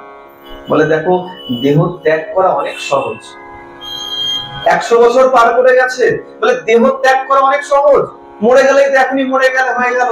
কিন্তু আমরা যদি মরে যাই আর 100 বছর অপেক্ষা করে আছে, বলছে এখন যদি কৃষ্ণ ফিরে আসে আর এসে যদি আমাদেরকে দেখতে না পায়, তাহলে তবু কষ্ট করে। চিন্তা করুন, নিজের কষ্ট নয়, তারা 100 বছর অপেক্ষা করে রয়েছে। বলে মা, বাবা মা দুজনে কাঁদতো, সেই জল নদীর মতন ধারার মতন প্রবাহিত হতো। উদ্ধব সেই জলকে দেখে দেখে সেই বাড়ি চিনে গিয়েছিল। এই জলের ধারা কোথা থেকে আসছে? গিয়ে দেখছে পিতা মাতার ক্রন্দনের চোখের অশ্রু সেটা। এখন যখন নির্দেশ করেছে, সেই পান্ডা ছুটতে ছুটতে গেছে সাধুর কাছে, বলে তুমি কি অপরাধ করেছো? মা কর্মাবাইকে এসব বিধিবিধান দিয়েছো, প্রভু অনেক ক্রুদ্ধ, তুমি তাড়াতাড়ি যাও সেসব বিধান হাঁটিয়ে নাও। সেই সাধু ছুটতে ছুটতে গেছে, মা কর্মাবাইয়ের চরণে লুটিয়ে পড়েছে। মা, আমি বুঝতে পারিনি মা, তোমার সঙ্গে প্রভুর এমন সখ্যতা, এমন বাৎসল্য রস রয়েছে, আমি বুঝতে পারিনি, আমাকে ক্ষমা করো। আর তুমি কোনো তোমার বিধি নিষেধ রাখবে না, তুমি যেমন খিচুড়ি রন্ধন করে দিচ্ছিলে তুমি তেমনই বিধান পালন করো, অন্য আলাদা কোনো বিধান তোমার জন্য নাই। এখন মা কর্মাবাই আবার যথারীতি তার নিয়মেই ফিরে এসেছে। কিন্তু এই যে বললাম, কালের চক্র ভীষণ কঠিন, কালের চক্রকে কাটার মতন কোনো ক্ষমতা। আর সেই কালের চক্রে একদিন মা কর্মাবাইয়েরও দেহান্ত হবে। যেই দিন দেহান্ত হলো, সেই দিন সকাল থেকে প্রভু কেবলমাত্র ক্রন্দন করেছে। ভোগ মন্দিরে ভোগ নিবেদন হয়েছে, প্রভু ভোগ মন্দির পর্যন্ত আসেনি, অশ্রুপাত করে চলেছেন। পান্ডারা ছুটে গেছেন, মহারাজ মহারাজ অঘটন ঘটে গেছে। এত ডাকছি, প্রভু ভোগ মন্দিরে আসছে না, কেবল অশ্রুপাত করছে, কেবল প্রণাম করছে। মহারাজ ছুটতে ছুটতে এসেছেন। সেই সময় রাজা ছিলেন রাজা বীর কিশোর গজপতি মহারাজ। সেই বীর কিশোর গজপতি মহারাজ ছুটতে ছুটতে এসেছেন প্রভুর কাছে, সামনে লুটিয়ে পড়েছেন। প্রভু, কি এমন অপরাধ করলাম, এত ক্রন্দন কেন করছো, কেন তুমি প্রসাদ গ্রহণ করছো না? তখন ভগবান বলছেন, মহারাজ, হে রাজন, তুমি দুঃখ করো না, খেদ করো না। আমি যে অশ্রুপাত করছি এতে তোমার কোনো অপরাধ নাই। এই পুরীতে আমার এক মা ছিল, আর সেই মায়ের দেহান্ত হয়ে গেছে। সেই মায়ের বিয়োগে আমি সহ্য করতে পারছি, সেই মায়ের বেদনা আমি সহ্য করতে পারছি না, মায়ের বিয়োগ বেদনা আমি সহ্য করতে পারছি না। প্রভু, তুমি তো সর্বেশ্বর, পরমেশ্বর, তুমি তো চাইলে মাকে আর কিছুদিন রেখে দিতে পারতে। তুমি তো পরমেশ্বর, তুমি চাইলেই আর কিছুদিন এখানে রেখে দিতে পারতে মাকে। ভগবান বলছে, দেখো, আমার ভক্তকে আমি কলির যন্ত্রণা বেশি দিন ভোগ করাতে চাই। ভক্তের যতটুকু লেখা ছিল প্রারব্ধ, যখনই খণ্ডন হয়ে যায়, আমি সঙ্গে সঙ্গে আমার ভক্তকে আমি আমার ধামে নিয়ে যাই। প্রভু, তুমি এত ক্রন্দন করছো বলে, দেখো, মাকে তো হারিয়েছি, আর মার সঙ্গে সঙ্গে মায়ের ওই বাৎসল্য রসে মাখানো যে খিচুড়ি, সেই খিচুড়ি তো আমাকে আর, সেই খিচুড়ি তো আমি আর পাবো না। প্রভু, তুমি এই দুঃখ পরিত্যাগ করো, তোমার সেই হাসি মুখ দেখাও, আর আমি কথা দিচ্ছি, হয়তো এই বাৎসল্য রসে মাখানো খিচুড়ি হয়তো দিতে পারো না। মা কর্মাবাইয়ের যেমন ভক্তি ছিল, সেই ভক্তি মাখানো খিচুড়ি হয়তো দিতে পারবো না, কিন্তু আমি কথা দিচ্ছি, আজকে থেকে আমি উত্তম পাচক দিয়ে তোমার জন্য নিত্য খিচুড়ি ভোগ তৈরি করব। এই কারণে সেই থেকে পুরীতে এখনো সকালবেলার ভোগে খিচুড়ি দেওয়া, আর শুধু দেওয়া হয় না, ওই খিচুড়ি নিয়ে গিয়ে বলা হয়, প্রভু, এই তোমার মা কর্মাবাইয়ের খিচুড়ি। যখন বলা হয়, তারপরে গিয়ে প্রভু সেই ভোগ স্বীকার। বলিয়ে জগন্নাথ ভগবান কি, মা কর্মাবাই কি। ভগবান বলছে, তুমি সংকল্প, ওই যে মনে মনে খিচুড়ি, মাকে দেখেছিল সংকল্প করে না খিচুড়ি খাওয়াবো, ভগবানও সেটাই নিয়ে। ভগবানের লীলা এত অনন্য, বলে যত বলবে তত মনে আনন্দ বাড়বে, দুঃখ কোথা থেকে। যতক্ষণ ভগবানের নামের মধ্যে আছো ততক্ষণ আনন্দ, নাম থেকে সরে যাও, সংসারের কথা যেই ঢুকবে, দুঃখ ছাড়া কিছু নেই। 1 ঘন্টা কেন, যদি 1 মাসও এভাবে বসে থাকো, আনন্দ ছাড়া আর কিছু পাবে না, 1 মুহূর্ত দুঃখ লাগবে না। কিন্তু মনটাকে ভগবানের চরণে লাগাতে, ভগবানের চরণে যদি মন লাগে, আনন্দই আনন্দ। আর সেই ভগবান আগামী রবিবার দিন সেই রথের উপরে উপবিষ্ট হবে। 7 দিন বলে, দেখো, এই রথের উপরে যে যাচ্ছে, তাও মিথ্যা কথা বলে গেছিল, তাই তো? বলে গেছিল কাকে? মা লক্ষ্মীকে বলে গিয়েছিল, এই দেখো, এই 2 দিনের জন্য যাচ্ছি, দেখুন এখানে স্বামী স্ত্রীর পর্ব চলছে, মান অভিমান চলছে। ভগবান বলে, দেখো, আর যেখানে যাই করো, এই বউয়ের কাছে বেশি বাহাদুরি করতে যেও না, তাই তো? ভগবানেরও তাই অবস্থা, বলছে, দেখো লক্ষ্মী, 2 দিনের জন্য যাচ্ছে, 2 দিনের মধ্যে ফিরে আসো। আর কি হয়েছে? 2 দিন করতে গিয়ে 9 দিন হয়ে গেছে। হ্যাঁ, ঠাকুর বুঝতে পেরেছে, যা অঘটন ঘটার ঘটে গেছে, আর মনে হয় বাড়িতে ঢুকতে পারবো না। হ্যাঁ, এখনো দেখবেন, যতই বাবা, যেই বাবাই হোক না কেন, যতই বাইরে বাহাদুরি করুক না কেন, বাড়িতে গেলে বউয়ের কাছে একদম, বাবার হয়তো রাগ করছে আমার। ভগবান পর্যন্ত কি করেছেন, যখন ফিরে এসেছেন, বলদের কিচ্ছু বলছে না, চুপচাপ ঢুকে গেছে মন্দিরে।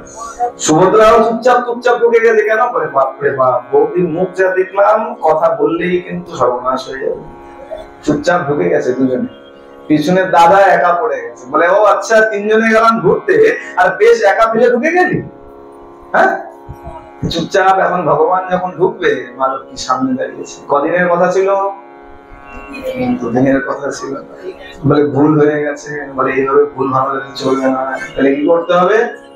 দেখো, প্রভু তো কারো তো দুষ্টুমি বুদ্ধি কম না, কি করেছে? রসগোল্লার হাড়ি নিয়ে এসছে। আর সেই রসগোল্লার হাড়ি থেকে ওই রসগোল্লা তুলে যেই মা লক্ষ্মীকে খাইয়েছে, ভালোবাসার ভাব, দেখো স্বামী কত ভালোবাসে, আমাকে রসগোল্লা খাওয়াচ্ছে, আর মা অমনি করে গেছে। এখনো পুরীতে যখন ফিরে আসে রসগোল্লা ভোগ লাগে, তারপরে প্রভুকে ভিতরে নিয়ে যাওয়া হয়, তার আগে নেওয়া হয় না। কেন? এখনো মা লক্ষ্মী তো সেখানে আছে, মা লক্ষ্মী তো প্রভুর জন্য রন্ধন করে, আছে না? মহাপ্রসাদ কে রান্না করে? মা লক্ষ্মী সাক্ষাৎ সেখানে রয়েছে। এখনো যখন রথ থেকে নামে, দাদার মন ঢুকে যায়, আর বেচারা ভগবান আমাদের পেছনে পড়ে যায় একা। আগে মা লক্ষ্মীকে রসগোল্লা খাওয়ায়, তারপরে বলে বেশ আমার মান ভেঙেছে, এবার তুমি ঢোকো। তার আগে কিন্তু ঢুকতে পারে। সেই অপূর্ব লীলা বলে, ভগবানের লীলা কত শুনবে আর কত বলবে। জন্ম জন্মান্তর বলে জগন্নাথ লীলা মূর্তি নিয়ে এসেছেন তো, কিন্তু সাক্ষাৎ দেহ নিয়ে এসে মূর্তি রূপে এসেছেন। তাই বলছে মূর্তিরও এত লীলা হতে পারে, না তো বলে শেষ করা যেতে পারে, না তো লিখে শেষ করা যেতে পারে। এত লীলা আছে, সব লীলা তুমি বই থেকে পাবে না। ভগবান জগন্নাথ দেবের যদি কিছু পুরনো পুরনো লীলা শুনতে হয়, পান্ডাদের কাছে বসে যেতে হবে। পুরনো পান্ডা যারা আছে, একটু বয়োজ্যেষ্ঠ পান্ডা, তাদের কাছে বসে গেলে শুনতে পারবে কত কত লীলা আছে। আর ভগবান বলে আগে অনেক কিছু ছিল, আচ্ছা একটু সংক্ষেপে একটু বলে তারপরে বিশ্রাম। বলে আগে অনেক কিছু ছিল যেগুলো নিষেধ ছিল, এখনো কিন্তু পুরীর মন্দিরে আলু চলে না। জানি না কার যারা জানা আছে, আমরা যে আলু খাই ওই আলু কিন্তু পুরীতে চলে না। লঙ্কা চলে না। তাহলে ঝাল হয় কি করে? বলে গোলমরিচ দেয়, কোনো কাঁচা লঙ্কা সেখানে ব্যবহার হয় না, কোনো লঙ্কার ব্যবহার হয়। ঠিক তেমন আগে ভগবানকে পানও দেওয়া হতো না, পানও ভোগে লাগতো, এখন পান ভোগে লাগে। তাও এক ঘটনা আছে, যেমন এই খিচুড়ি ঘটে গেল, সেরকম এই পুরীতে এক ভক্ত ছিল, নাম তার প্রভুদাস। আর এই প্রভুদাসের দোকান ছিল পুরীর মন্দিরের পাশেই দোকান ছিল। কিসের দোকান? এই পানের দোকান ছিল। আর সে মনে মনে ভাবতো, প্রভু যদি পান সেবা করতো, তাহলে একটু পান যদি ভোগ দিতাম কত ভালো হতো, একটু প্রভু সেবা করতে পারতাম, সেবায় লাগতো আমার পান। মনে মনে চিন্তা করে, কিন্তু পান তো ভোগে দিতে পারে না। কেন? বলে নেশার দ্রব্য, তাই না? পান ভোগে দেওয়া যায়? কোন পান দেয়? চুন ছাড়া পান ভোগে লাগে। চুন যদি দিয়ে দিয়েছো বা তামাক খয়ের যদি দিয়ে দিয়েছো, সেটা নেশাজাত দ্রব্য হয়ে যায়। কেবলমাত্র পান, সুপারি আর বড়জোর হলে এলাচ দেওয়া যায়, এর বাইরে অন্য কিছু দিয়ে কিন্তু পান দেওয়া যাবে না। আর বৈষ্ণবদের উচিত নয়, খালি ভগবানকে দেওয়া যায় না, ভগবানকে দেওয়া যায় না, নিজের বেলায় একদম পান একদম চুন দিয়ে ভালো করে সেজে মুখে দিয়ে দিলাম, এটা কিন্তু অপরাধ। চুন দিয়ে পান বৈষ্ণবদেরও খেতে নেই। এখন পান তো তিনি মনে মনে চিন্তা করে, সেবা দেবো কিভাবে দেবো, ভগবান তো পান দেয় না, তখন পান দেওয়া হতো না পুজোর মন্দিরে। আর সেইখানে বলরাম দাস বলে এক ভক্ত ছিল, সেই ভক্ত রাত্রেবেলা ভগবানকে দেখতে আসতো। সারাদিন সময় পেত না, কাজ বাজ করে রাত্রেবেলা ফেরার সময় ভগবানকে দর্শন করতো, মন্দিরে বসে একটু নাম জপ করতো, তারপরে যেত। এখন আজকে হঠাৎ দেখছে দুজন ব্যক্তি মন্দির থেকে বেরিয়ে যাচ্ছে, আর বেরিয়ে কোথায় যাচ্ছে? সোজা ওই প্রভু দাসের দোকানে যাচ্ছে। বলে বেশ, হতে পারে কোনো ভক্ত এসছে। বলে কেমন ভক্ত? ভগবানের দর্শন করে পান খেতে যাচ্ছে, নেশা করে। বলে বেশ, যাচ্ছে, এসছে এসছে। একদিন গেছে, দুদিন গেছে, 3 দিন গেছে, দেখছে ওই নির্দিষ্ট সময়ে, ঠিক ওই এক নির্দিষ্ট সময়, যে সময় আসতো ঠিক একই সময়ে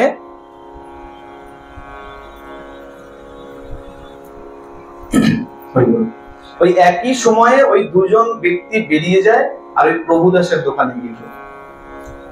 কিছুদিন যখন দেখেছে, একটু সন্দেহ হয়েছে, আর তাদের গায়ের বর্ণ দেখে তার মনে কিছু আঁচ করেছে। এভাবে যখন কয়েকদিন গেছে, মনের সন্দেহ যখন বেড়ে গেছে, ওই বলরাম দাস প্রভুদাসের দোকানে গেছে। বলে হ্যাঁ গো, এই রোজ এই দুটো লোক আসে তোমার কাছ থেকে পান খায়। বলে হ্যাঁ পান খায়। বলে টাকা পয়সা দেয়? বলে না গো, এই টাকা পয়সা দেয়। বলে সে কি, টাকা পয়সা দেয় না, তুমি পান দিয়ে দিচ্ছ? তুমি এখানে একদম দান ছত্র খুলেছো নাকি? বলে না না, এই টাকা চাই যেদিনই, সেদিনই বাহানা দেখায়।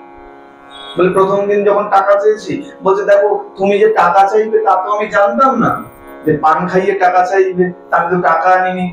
বলে আচ্ছা বেশ, খুব ভালো কথা। পরের দিন যখন এসছে, আমি বললাম টাকা, অর্থ? বলছে আরে দেখো আমি নিয়েছিলাম কিন্তু পকেটে ঢুকাতে ভুলে গেছি, পকেটে ঢুকাতে ভুলে গেছি। বলে আচ্ছা বেশ ঠিক আছে, পরের দিন দিয়ে দিও। বলে পরের দিন এসছে, বলে পকেট মানি হয়ে গেছে। চিন্তা করুন, ছলিয়া তো, ছল তো তার থেকে বেশি কেউ জানে না। বলছে পকেট মানি হয়ে গেছে। বলে বেশ, বলে শোনো আগামীকাল নিশ্চয়ই আবার আসবে, আর এই বকেয়া চুক্তা না করে কিন্তু কোনো পান দেবে। আগে বকেয়া চুক্তা করবে, যত বাকি আছে চুক্তা করবে, তারপরে পান দেবে। বলে বেশ। পরের দিন আবার যথারীতি সেই সময় মতন ওই দুই ভদ্রলোক বেরিয়ে এসছে। ভদ্রলোক তো, টাকা দিয়ে না খেলে কি আর ভদ্রলোক হয়? তো দুই ভদ্রলোক বেরিয়ে এসছে, চলে গেছে প্রভুদাসের দোকানে। আর প্রভুদাসের দোকানে গিয়ে যেই পান চেয়েছে, বলে দেখো আগে বকেয়া চুক্তা করো। বলরাম দাস বলে গেছে যে আগে বকেয়া চুক্তা করবে, নইলে কিন্তু পান দেবে না। বলে আগে বকেয়া চুক্তা করবে, যা পুরনো হিসাব আছে আগে মেটাও, তারপরে। বলে দেবো দেবো, তোমাকে সব টাকা দিয়ে দেবো। বলে না আগে দাও। বলে দেখো টাকা তো আনিনি। বলে ওই দেখো একই বাহানা তোমার, টাকা তো আনিনি। বলে তাহলে তো আমি পানও দেবো না। বলে এক কাজ করো, টাকা তো আমাদের কাছে নাই, তাই দেখো আমার গায়ের এই যে উত্তরীয়টা, এই উত্তরীয়টা, বলে উত্তরীয় দিয়ে আমি কি করবো? হ্যাঁ, ওই উত্তরীয় দিয়ে কি হবে? বলে শোনো এই অনেক মূল্যবান উত্তরীয়, এই উত্তরীয় রাখো, আমি তোমাকে এটা দিচ্ছি না। তাহলে বলে এটা বন্ধক রেখে দিচ্ছি। হয় না এখনো দেখবেন অনেকে বলে না সোনা বন্ধক দিয়ে টাকা নিয়ে আসে। বলে আমি বন্ধক দিয়ে যাচ্ছি, আমি কালকে টাকা নিয়ে আসবো, তোমার কাছ থেকে উত্তরীয় নিয়ে যাব, আর সব বকে চুক্তা। বলে বেশ, দিয়ে দিয়েছে। বলরাম দাস এই সময় পাশে দাঁড়িয়ে দাঁড়িয়ে সমগ্র লীলাটা দেখেছে। চলে গেছে, রাত্রবেলার ঘটনা, মন্দিরে চলে গেছে ওই দুই ভদ্রলোক। এখন পান্ডা তো কি করেছেন, বেশ পাল্টাতে শুরু করেছে। বড় বেশ করানো হয়, রাত্রেবেলা সিঙ্গার করা হচ্ছে, শয়নের বেশ করানো হচ্ছে। এখন পান্ডা দেখছে ভগবানের গায়ের উত্তরীয় নয়, সাধারণ উত্তরীয় তো নয়, অনেক মূল্যবান উত্তরীয়। এখন উত্তরীয় নাই, উত্তরীয় নাই, চারিদিকে সংবাদ পড়ে গেছে। সৈন্যরা খুঁজতে শুরু করেছে, আর খুঁজতে খুঁজতে খুঁজতে খুঁজতে দেখছে গিয়ে ওই প্রভুদাসের দোকানে উত্তরীয় রাখা আছে। সে মনে করেছে সামান্য উত্তরীয় যেমন রেখে গেছে ওরকমই রয়েছে, সামনেই রাখা আছে। আর ওই সৈন্যদের চোখ পড়েছে, গিয়ে ধর ধর ধর ধর প্রভুদাসকে গিয়ে ধরেছে। এই তুমি চোর, প্রভুর তুমি উত্তরীয় চুরি করেছো। বলে কোথায় আমি চুরি করেছি? এই দুজন এসেছিল, দুজন পান খেয়েছে আর অর্থ দিতে পারে নাই, এই উত্তরীয় দিয়ে গেছে, বলেছে কালকে অর্থ দিয়ে উত্তরীয় নিয়ে যাবে। বলে মজা পেয়েছো? ভগবানের উত্তরীয়, আর ভগবান আজকে তোমার দোকানে পান খেতে, মজা পেয়েছো তুমি? বলে না সত্য বলছি। বলে দাঁড়াও, চলো রাজা আসুক, তাহলে বুঝবে। মহারাজ এসছে, দণ্ড দিতে হবে। তাহলে একে চুরি করেছে, ভগবানের বস্ত্র চুরি করে, এত বড় স্পর্ধা। বলে মহারাজ সত্য কথা বলছি, আমি চুরি করি নাই, আমি চোর নই। বলে আচ্ছা সাক্ষীকে, সাক্ষী ডাকো। কে দেখেছে? কেউ যদি দেখে তাহলে তো সাক্ষী দেবে। বলে হ্যাঁ ওই বলরাম দাস আছে, ডাকাও বলরাম দাস। বলরাম দাস এসছে। বলে দেখো মহারাজ বলছে, দেখো এ চোর, এই পান দোকানি চোর, এ চুরি করেছে। আর চুরি করে বলছে কিনা এ চুরি করে নাই, নাকি ভগবান এসে রেখে গেছে, পান খেয়ে গেছে। বলরাম দাস বলছে মহারাজ অপরাধ ক্ষমা করবেন। বলে চোর এ নয়, চোর তো আপনার ঘরে বসে রয়েছে, ওই দুইজন চোর, তাদেরকে গিয়ে চোর বলুন। বলে সত্য সত্যই আপনার দুই চোর এসেছিল, আর বিনে পয়সায় এর থেকে রোজ পান খেয়ে যেত। আমি একে বুদ্ধি দিয়েছি, আজকে আর কোনো বিনে পয়সায় পান দিবি, আজকে আগে অর্থ দেবে, তারপরে পান দিবি। আর অর্থ না দিতে পেরে গায়ের এই উত্তরীয় দিয়ে পান খেয়ে গেছে। চোরকে আপনার ঘরে যে বসে আছে সেই দুজন চোর, একে চোর বলা আপনার মিথ্যা অপবাদ দেওয়া। বলিয়ে জগন্নাথ ভগবান কি। মহারাজ সেই দিন থেকে সিদ্ধান্ত করলেন যে বেশ, প্রভু কিনা উত্তরীয় দিয়ে পান খেয়ে গেছে, বেশ আগামী দিন থেকে প্রভুকেও পান সেবা দেওয়া। সেই থেকে পুরীতে পান সেবা দেওয়া আরম্ভ। বাড়িতেও যারা ভোগে, অন্ন ভোগ দিলে বিশেষ করে পান দেওয়া হয়। তো ভুল করেও কিন্তু কেউ চোম, তামাক, খয়ের, আর কি বলে জর্দা নাকি এইসব কিন্তু ভুল করে না তো ভগবানকে দেবেন, আর যারা বৈষ্ণব পথে আছেন না তো তারা সেগুলো গ্রহণ করবে। আসুন, এইগুলো সে সংক্ষিপ্ত বলে অনেক অনেক লীলা আছে, প্রভু লীলা এত মধুর, যতই বলবে ততই বাড়তে থাকবে। ওম জ্ঞান কৃষ্ণ। আজকে এই জগন্নাথ লীলা আরেকটু কিছু বলতাম, অন্য কিছু, কিন্তু প্রথমে স্নান যাত্রা বলতে গিয়েই তো আর একটু সময় সেখানে চলে গেল, যা কিছু জানা তো গেল। আমরা এই সংক্ষেপেই জগন্নাথ লীলার কথা শ্রবণ করে এখানে ভাগবতীয় কথা বিশ্রাম দিচ্ছি। বলিয়ে ভক্ত বৎসল ভগবান কি, জগন্নাথ ভগবান কি, বলভদ্র কি, সুভদ্রা মহারানী কি, সুদর্শন চক্র কি, হরিনাম সংকীর্তন কি, খোল করতাল কি, অনন্ত কোটি সাধুগুরু বৈষ্ণব কি, আপন আপন গুরু মহারাজ কি, আপন আপন পিতা মাতা কি, পিতা